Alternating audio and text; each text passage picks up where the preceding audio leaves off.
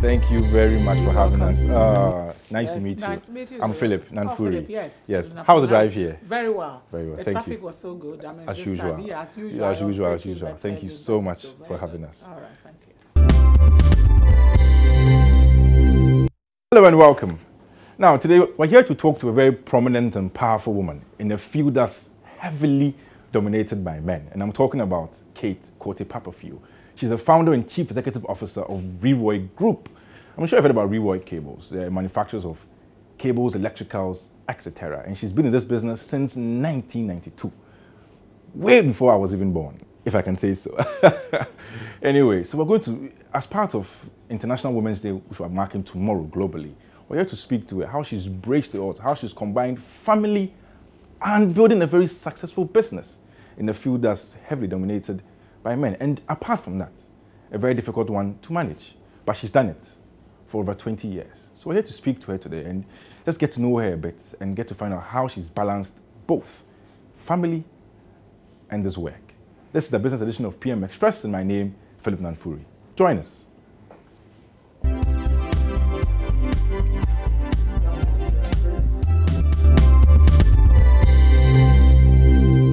So, we are finally in the office of Kate Quartey-Papafield. She's the founder and chief executive officer of Reroy Group. And I must say, look, the view, it's stunningly amazing. We have a lot of stuff behind us, and this is like Accra. You can see Accra right behind me. But we're here to talk to her, especially as part of International Women's Day, how she did it. Because you and I know that even sometimes as men, boys, single as we are, bachelors, we are struggling to combine so many things in life. How much more a family and a big, big business. So we talked to her, we find out how she started, why she even entered electricals, power, cables, why, what informed this decision. And she has some advice for women entrepreneurs, women in business. In fact, for all of us, not only women, it cuts across board. So this is the business edition of PM Express and my guest, Kate Quartey-Papafield. Kate, thank you very much again for having us. You're welcome. So I would want to get into this part of the conversation. I saw that you started this in 1992, way back when. I don't want to even go into whether I was born then or not. But you've come a long way, over 2 decades, and you've combined family properly in a big business. Walk us through how you achieved both. For me, it's very important because I see our mothers, and when I speak about mothers, my own mother comes to my heart, how they combine raising stubborn kids like me and going to work every day and delivering. It baffles me. Walk us through how you did yours. I think it's always like that. Mothers, or for that matter, women are born, they have a special gift. And then I would say that it's interesting for you to know that women have the passion, even though the men have, but the women has the passion to really want to achieve in life. And combining the two, home, family. Very difficult. I mean, if we talk about home, we talk about home, but we also talk about family. And especially in Ghana with the extended family as well. You know, extended family, and then you have your own attributes in terms of the things that you like doing. I mean, for instance, I mean, I love playing squash. Okay. Yes, at the weekends, I mean, it's like I have to just do my squash and do my garden as well. Wow. You have to combine all that. That makes it more interesting. And sometimes I say to myself that the key thing is that when you are relaxed, after I've played my squash, then the new ideas started flowing. Because you share some of the stress off. Okay. And then you can just also take it. You are there to take a new inspiration on. Okay. But Reroy per se started from a very humble beginning. Speaking about humble beginnings, I look at how far you've come, and I look around me in Ghana and Accra, I see a lot of businesses are established. We have people in banking, we have people in hotel industry, hospitality. What informed your decision to start from cables, electricals, and power? What informed that decision? You know, it's so interesting. I think entrepreneurship is actually born with. I mean, I started from a very tiny age when I said to myself, that I think, why don't you light people's, then it was kerosene. Okay. Light people's path. So it's basically like inborn. Okay, okay. Basically. But one of the things is not for you to take, I don't take no for an answer. Out of negative always comes positive. We started when we were building our own house in Legon there, where at the time cables was a problem. I mean, we were having issues in terms of we wire the place, and then, you know, some people went and removed all the wires from the house. And I said to myself, my goodness, this time I'm not going to buy any recycling. Why don't you? Yes, why don't we import? So we started with importation. Okay. And then eventually people keep asking that, oh, well, can we have some? So I imported more than we needed at the time. So I started with that, and then we started exporting. And then eventually we said to ourselves, for how long can we bring it down to export? Why don't you make it ourselves? Make it ourselves. So it really takes a determination, attention to details, and for you to focus on what you want to do, because we all have our special gifts. So to light people's path, to be part of development, it's inborn, it's you. It's you. Once you see the things growing up, it makes you happy, you feel good.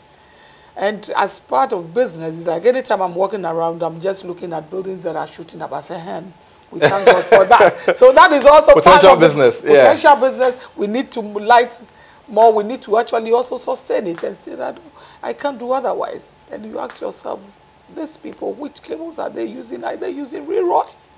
Of course, but it has to be locally made. So this is, yes. True. And that's the only way we can develop our market. Yes. By buying from within ourselves. I want to take you back again to your school days. Did anything you learned in school affect what you are doing now in terms of, you know, the science, technology, engineering, mathematics, the STEM? Did you pursue that path? Or? I would say that if we talk about engineering, no. I mean, as I said, I started at the age of 9, where I'm looking at numbers. I'm more interested in maths, looking at it in terms of, okay, so what are the numbers that when you add to it? And I always said that I would like additional, not subtraction. So what numbers would you add? Yes, of course, for you to just increase. Because right from Genesis, as I said, that we should always increase in all things that we do. Okay. And multiply. So I would say that in business, in fact, in school, trading, I started from a very tiny age. So basically engineering, no, but I was able to get through to the areas of interest. Okay. Yes. In starting the business, I see a lot of entrepreneurs around us. Wonderful ideas, they get things off the ground, and after a while, boom, it goes down. But core to this is the values of companies, and people pick names for certain reasons. Yeah. Let me use the then Unique Trust Financial Services. Yes. They wanted to sell off themselves as people would trust their customers. Right. What informed the name Leroy? It's amazing for you to know that I'm a mother of twins. Wow. 2 boys, Reggie and Roy. Okay. And when I had them, I said they are both kings. So Roy is a king, Reggie is a king. And we used to call them Onupa and Onupa Fifen. So that's, they always say that the second one is the first and the first is the first. So we used to call them that. You people are, you know, you are twins, and we call the company Leroy. So Leroy actually, it's 2 kings. It's a combination of your 2 sons. Your 2 sons, yes. Your great sons. Sons, indeed. And with regards to business, you know, especially in the Asian communities, you see them grooming their kids to start taking roles in the business. We even see it in Ghana here, where we have family businesses, and then you have the kids come up to a point. I would assume that you would want your family to one day take over what you are doing. Well, I would say that I think because we all have our gifts, these days the children, they even know more than ourselves. One of them is an engineer. Okay. The other one did business logistics and business development. It all forms within the same part, because some of the things that probably I think that maybe I know nothing. They know more than I think. So it's always good you bring them on board. But they also have their own gifts in terms of how they would like to align themselves with the business. It's good for them to join the business. I mean, you're doing it for the future. But if they're taking good care of it, it will actually grow in terms of their own attributes. The things that they are born with, that, well, they are in this world for a purpose. Is the purpose your purpose? So their purpose of life, my purpose, and our purpose, we put it together. It comes into development. So I think we all have our role to play. Okay. Let's do a bit of focusing on Leroy. Great. Now, I look around and I see that you are doing big things. No doubt. You've expanded from, like you told me, from the time when you were a kid, you were importing, you were exporting, now you're producing in-house. Businesses do expand. Economies of scale come in, yes, indeed. and it's critically important. Within our space, just Ghana here, you are doing amazing. I would assume that you are pushing your frontiers beyond our shores. Yes. Right. Indeed. One always says that, I mean, I always say that, well, I'm at comma. I haven't even started at all. Because the world is moving very fast in such a way that you cannot be at one place. We have office in Nigeria. Okay. Quite recently, we've opened one in Rwanda. We have in Togo. I'm looking at opening one in Burkina. Burkina, we have distributors, but to have an office there where we really will excel. When you look at the ECOWAS sub-region, it's quite huge. And I think we are looking at Africa, where the market, where we need the power. We need to actually, you cannot be in business without power.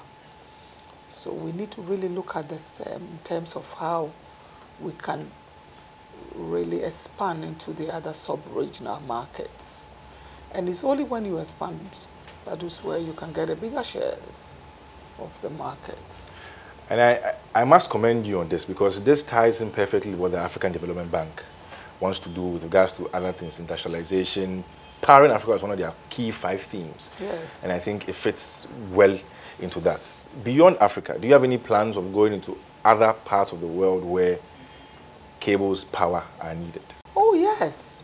Because, I mean, now we have the factory here. I'm looking at if I have a support where I can actually expand it to the other countries in terms of actual manufacturing. Okay. You know, there, to expand the scope. Because, I mean, it's closer.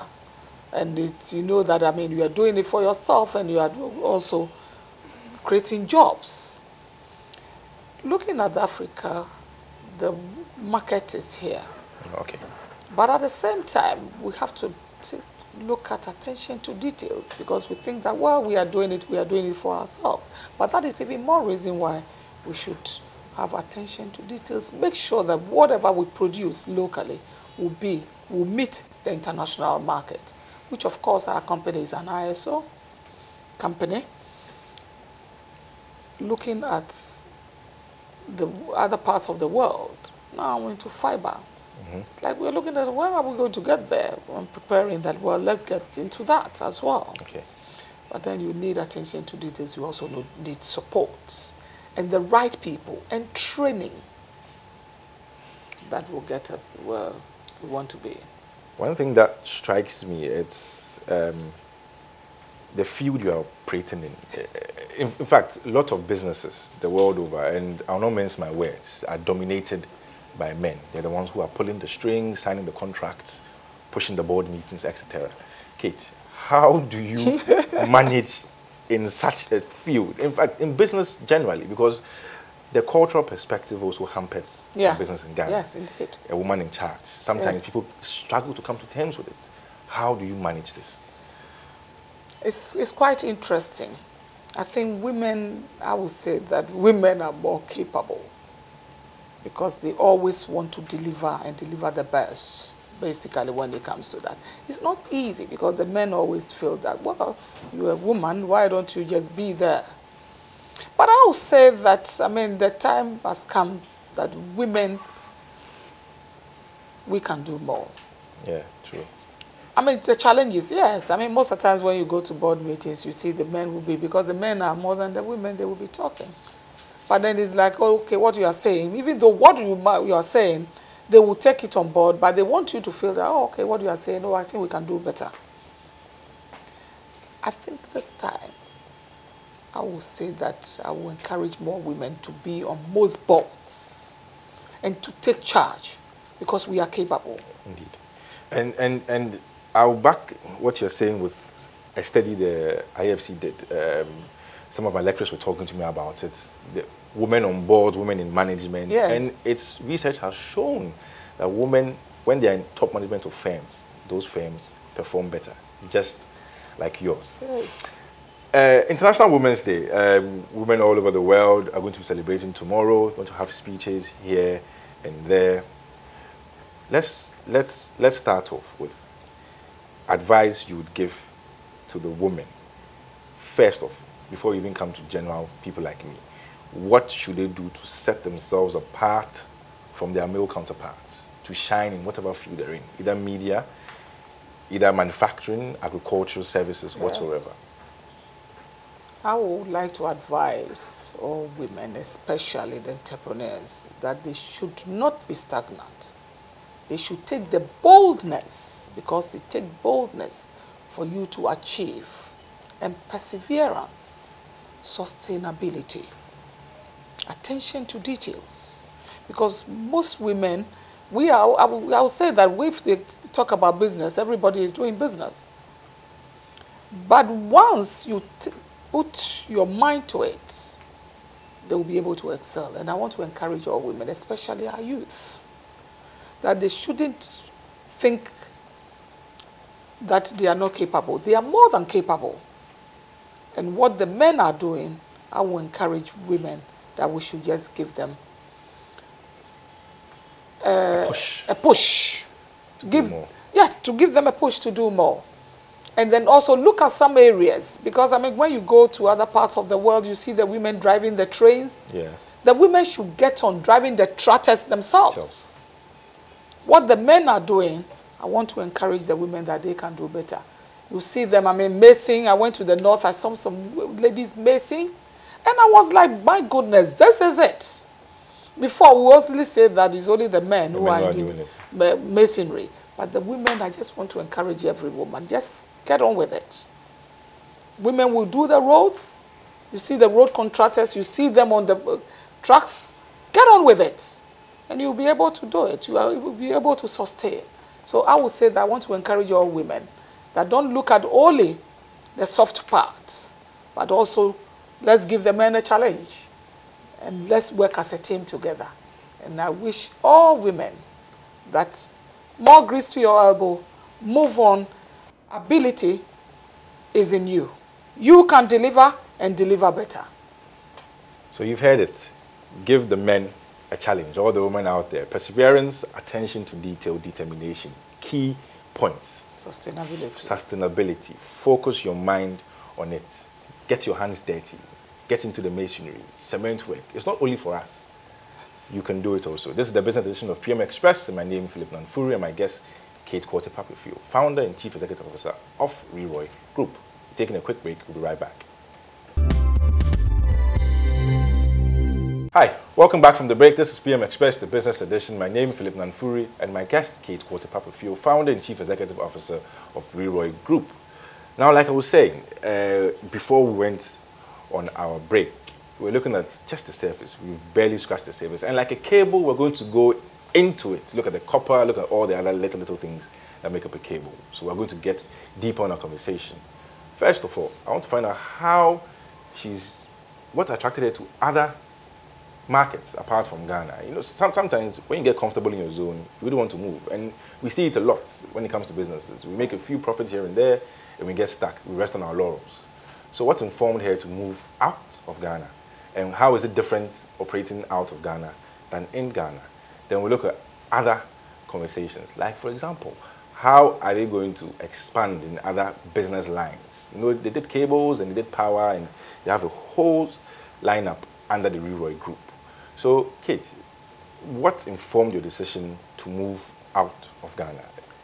Well, basically, when you look at it, Ghana, yes, we have the market, but Ghana market is actually very small.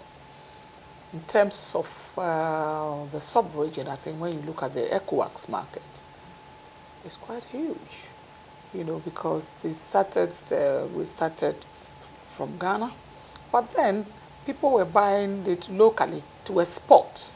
So I said to myself, why don't we just get it there? Anytime they want it, we are ready. So we started exporting to Nigeria, and then eventually when they are looking for it, then they have to come all the way here. So we decided to have an office there, so that, I mean, they can do their orders and then we can produce to export. But when you look at the ECOWAS market, it's quite huge, because Ghana alone, it's not, I think we should look at the sub-regional market, especially in businesses, where we can export to the neighboring countries, especially to do with the ECOWAS trade in terms of the ETLS. But when you export, it's better because there are incentives that they can also benefit. You know, it makes the work a lot easier. And then by the time that they will go probably to China or they will go far, I mean, it's just across the borders. So it's always good to look around yourself, not only to be comfortable in your own zone, thinking that Ghana is all in all, because the market is out there. I know you've moved out of Ghana, but are you satisfied with the demand within Ghana? Well, I think there's more room for expansion. More room, because most of the things basically are being imported. So when you look at it, I mean, for instance, I mean, why do you have to import most of the things? For us to actually, people are importing instead of us exporting. You know, that, I mean, we can even do some of the areas, we can even have semi-finished. We finish the product, then we can export. Of course, we'll be earning more foreign exchange into our country. So looking at it, I think the market actually is out there. But Ghana itself, we haven't finished at on 5. We haven't even started at all, because most of the things are being imported. So there's more room for us to look at the areas of adding value, you know, starting from the scratch, because most of the raw materials too, we can get it locally. I know you mentioned your companies are also certified. Yes. When you are dealing with businesses within Ghana, there's always this, not only your business, I don't know if you've experienced it, but that's my question. When it comes to the Ghanaian brands, we have some apprehension. Oh, in local parlance, really, and one that's coming from abroad. When it comes to even food, when you're restaurants, or someone prefers to eat in this hotel because of this. When you are dealing with Ghanaian businesses, do you experience this?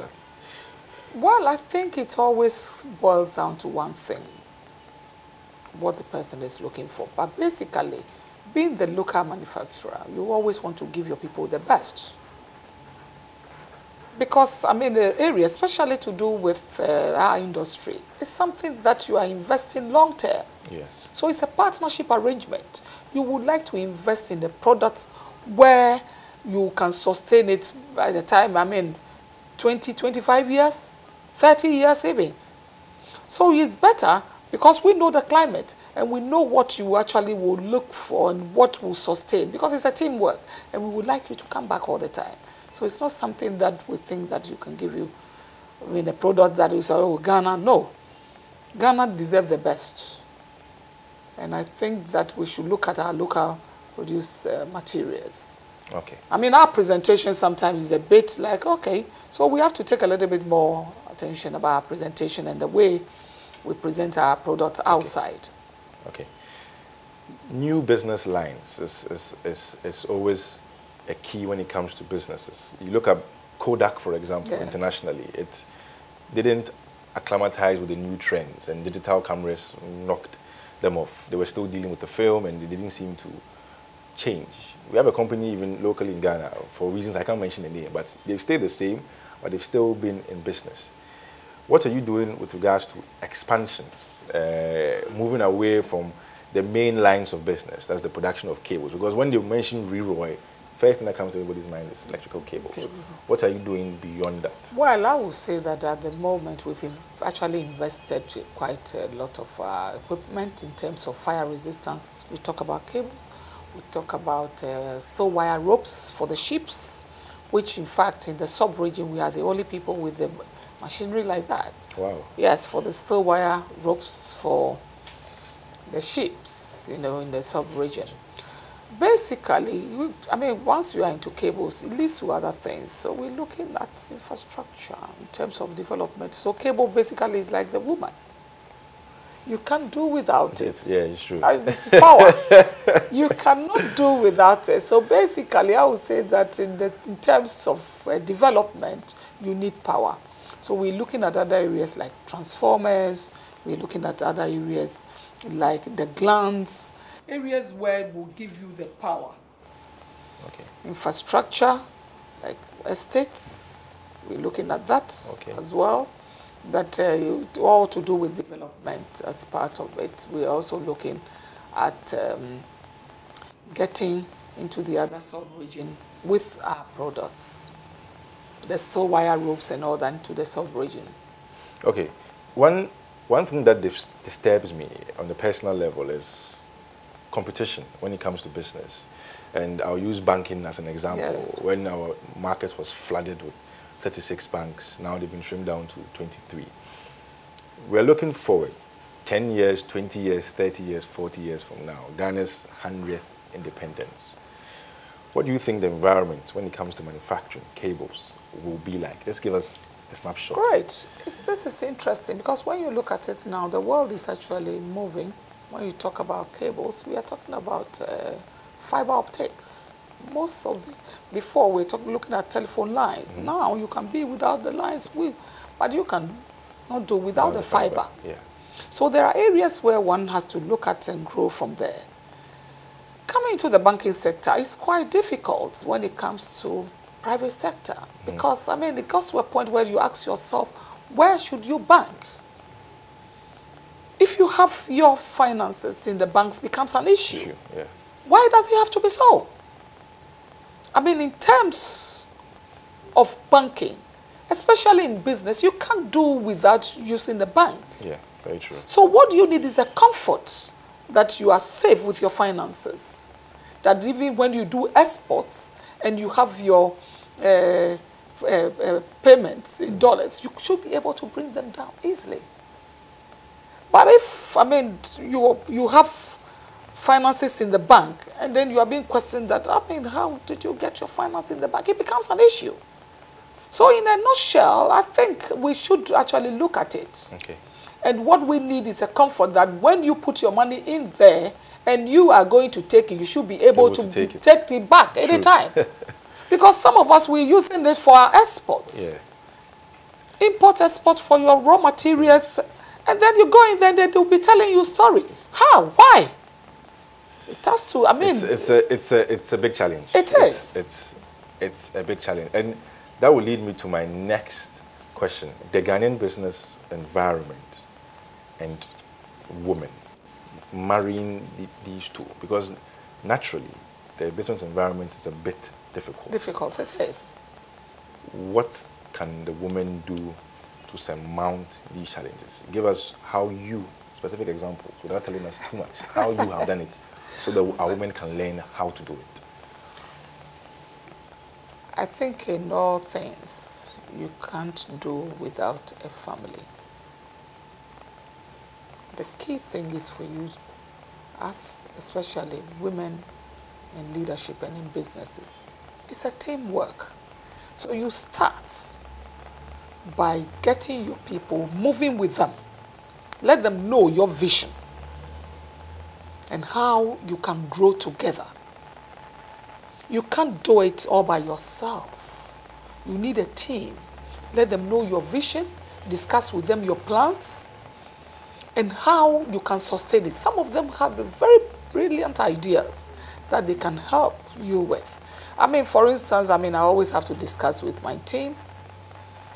For the next 5 years, our plan, we want to invest in machines, we want to invest in equipment, we want to be abreast. Research how we can look at the way forward, 20 years to come. We start with first year projection, 5 years projection, 10 years projection. So we are looking at long term, so you don't have to be comfortable in your zone. Have a plan of development and just go at it slowly, and you will get there. Okay. I see our business environment, Yes. or in fact, our businesses are dominated, especially heavily by women. Yes. We have our traders in the markets, and they face peculiar challenges. Businesses naturally face challenges. What are some of the peculiar challenges when it comes to women in business? I would think of, for example, accessing credits, accessing Yes. finance. What are some of the challenges women go through when they're trying to put a business together? Well, I think in my business, for instance, I can talk about my business, and there's some of the challenges. It's access to finance. Basically, I mean, it's a teamwork. So it's always better, you know, that, well, if once you can get your finances quite reasonable, you can plan with it. You can get your raw materials with it. And even team up with the people, the end users. Because it's a teamwork. I mean, some of them, I mean, you know, some of the industries, like they will go and import. Why import if you can actually have a teamwork and say that, well, Leroy, this is what we will need in the next 5 years, because this is our plan of development. So you grow together. So it's a matter of actually trying to understand each other's need, to partner each other well, in terms of even the public and private partnership, where we will say that, well, the private sector, this is the plan that we have. For the next 5 years, we want to move the infrastructure to this level. Then some of us in our area will start thinking that, well, for the next 5 years, if that's what you need, I think we will have to start preparing for the fiber optics, or we are going to go into stages and the materials that you will require. So it's actually a teamwork for us to actually also train our people. When it comes to where it's a point where it's like, well, I'm going to do it, I'm going to do it privately. You can't. Yeah. Because it's not one person. One person cannot do it and do it privately. It's a teamwork. So let's know what you want, and then we can also position ourselves to supply your needs. I know the current government has done a lot when it comes to aiding entrepreneurs, and particularly female entrepreneurs. Yes. We saw the Ministry of Business Development very heavy on Very trying to good. sort out Yes. women in business. Beyond that, and beyond this current administration, and looking at Ghana, we've come down 60 years plus. What should change within our environment to make it better for the woman to be in business and rise like you? I think first and foremost, it's very good. I will recommend and comment that the business development is doing very well when it comes to that. But as human beings, we always want to do better. But do we have the means to do better? We look at it from that point, where if we want to rise, we have to have a vision. So their vision, our vision, is it together, where our vision will thrive together. So we're looking at the now, Ghana is 62. For the next, before Ghana 100, we have to be thinking now. Where do we want to be? Where do we want the infrastructure to be? Where do we want our development to be? The women in the system, the women that the government is supporting, is this something that supports some of us and say that, well, this is how much we have. This is what we want to do. You take it, you grow with them. Because we can actually deliver. Once we know the plan, we can position ourselves better. Because most of the times when we give finances to women, I mean, we looked after it. Maybe some of us, they will say that maybe you are too tight. But because we want to make sure that whatever we have, we grow it. Yeah, and you know, so it's and it's been proven. Research actually shows that, especially with microfinance, yes, women are better managers of money than the men. They yes, have better repayment attitudes. Yes, better precisely. loan accessing attitudes, and it's the truth. I mean, no doubt about it. tomorrow we're marking International Women's Day, and there'll be a lot of discussions on the role of women in business, getting to the top. I want to ask you on the personal level, if there's anything you are doing personally, acting as a mentor to any of the young ladies out there, and how this has changed their life and how they see the world in business. I would say that they should take the boldness in their hands. Because in every business that you do, you won't find it easy. It's only when you take the boldness and say that I'm going to achieve it. I want to be there. Take the fear out of you. Yeah. Because most women is like, well, I don't want to be a failure. But it only comes when you have challenges, they start thinking better. And I would say that every woman should take up the bold step to move her business to the next level.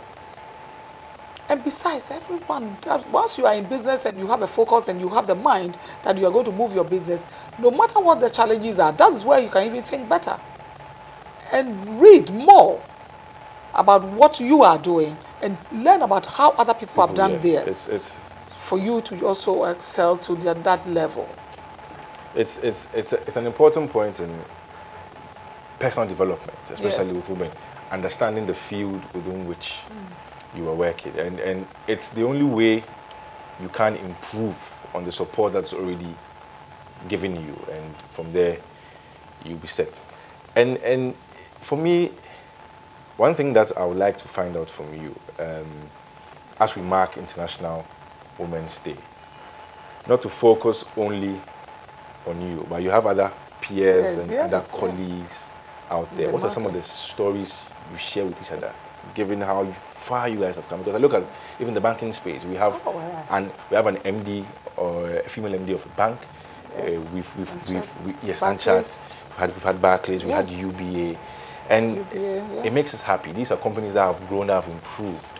What are some of the things you guys have shared within yourselves, and what are some of the things you guys see and common? The right word is not even coming. Yes. Common. Yes, I will say that, I mean, women, we should be giving more support in terms of loans. We can look after it better to encourage each other. Because most of the times, women always think that, well, okay, my fellow woman. But I think we also have something in common, because we are like each other's keeper. We should look after the women more. They should give us more role to play. Because we are double tasked. We make sure that whatever you give to the women, we deliver.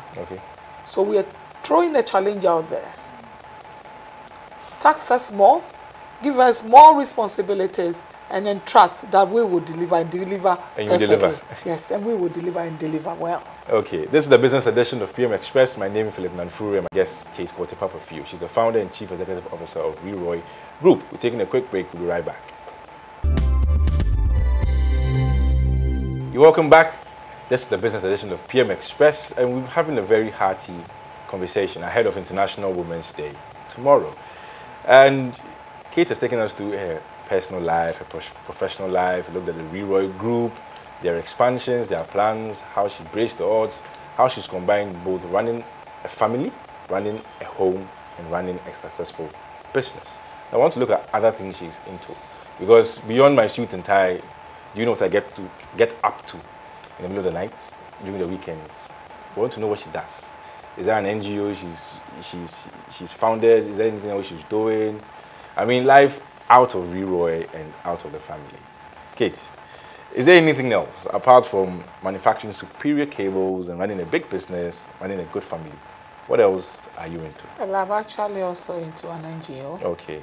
And what's the name of your NGO? Boama Foundation. Okay. When you help a woman, you help the whole nation. Indeed. Actually, I looked after the aged and then the youth. So I have the aged, the young pension, bring them together, let them know that there's something in them that we haven't finished tapping. So I go out there to talk to them, to assure them that what experience that they've learned, they can always pass it on to us. I also have where the young youth, letting them know about their environment, that out of nothing they can turn what they have into something. So I encourage them planting trees, doing nurseries, there are flowers around them. Just take them, instead of you to just throw the sachet water away, just put them in the sachet water, and then the next moment you see your pear growing out there. And you see your seeds growing out there. You don't need any investment to do that. You do that out without financing. No. Yeah. So you have to start from somewhere. So I really want to encourage everyone. Beyond that, I'm looking at doing things that pleases me, like looking after the aged. You know, that makes me really happy. Do you ever think there will come a time where we'll see Kate in public office? Oh, well, I don't know, but I don't think that. Or for you, it's purely private sector? It's purely private sector. Yeah, okay. It's purely private sector because it's always tickling because it's all around us. Yes, yeah. It's purely private sector, which I believe that, I mean, there is a lot. That's what drives. That's what drives the nation. Yes. But you know, it wouldn't hurt to have 3 of you in public office. I'm sure everything will move quickly because how you grow your business if that's replicated in the public service. I'm telling you that because you are going in there to run a business. Yeah. And that is what it is. Because even in the public sector, with policies, yes, but you need to grow it. You need to grow it and make sure that whatever the effort that you put in there won't go wasted. So it's, I mean, the public sector, we have to run it like a piece of pure business. It's a pure business. You call spade a spade. Let it run by itself. How you can look after yourself. Because there's always a purpose. Yeah. Basically. So we have to run. It's a full-time business because, I mean, you are dealing with people, you are dealing with policies will help us. But also we have to actualize the policies and make sure that we have a long-term plan that will sustain it. Okay. As we wind down on our conversation and as tomorrow marks the main International Women's Day, 3 things for you. 1, advice to women in business at your level. 2, advice to women in business coming up and how they can get to your level. And then the last one, advice to women all over the world. I think advice to women at my level, we should not stop thinking about how we can improve. Because there's always room.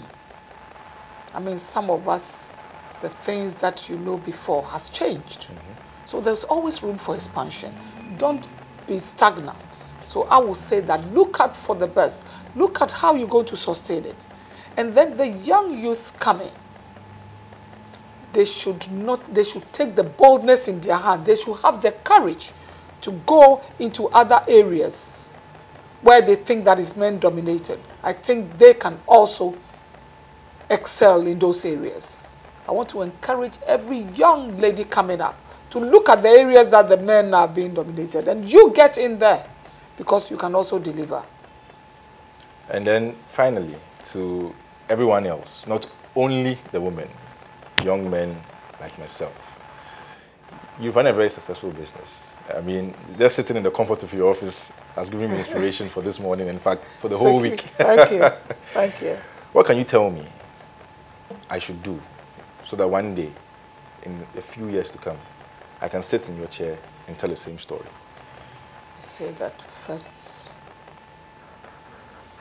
vision, attention to details, perseverance, and sustainability. Whatever you put your mind to it, make sure that you're doing it well. You are sustaining it. You are pursuing it. Because it's only when you have a vision of time to come that you won't be